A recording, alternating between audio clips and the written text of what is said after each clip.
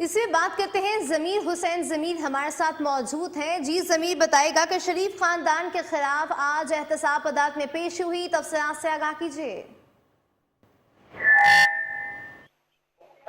जी बिल्कुल, एहतसाब अदालत में आज एमन फील्ड रेफरेंस केस की समाअत हुई। साबिक वजीर आजम मियां मोहम्मद नवाज शरीफ, कैप्टन रिटायर्ड सफदर और मरियम नवाज अदालत पेश हुए। बर वक्त इस केस की कार्रवाई शुरू हुई थी और मियां मोहम्मद नवाज शरीफ और मरियम नवाज अदालत खसूसी प्यारे के through Benazir Bhutto international airport पहुंचे थे और वहां से सीधे एहतसाब अदालत पहुंचे।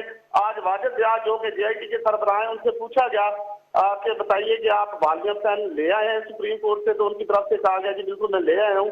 उसके बाद केस की कार्रवाई का आगाज का किया गया और केस की कार्रवाई के बाद वक्फा किया गया। वक्फे के बाद ये मोहम्मद नवाज शरीफ को जाने की इजाजत दी गई। वो अदालत से जा चुके हैं, जबकि केस की समाअत दोबारा शुरू है। जी शुक्रिया जमीर हुसैन। जमीर हमारे साथ मौजूद थे, तफसीलात से आगाह कर रहे थे।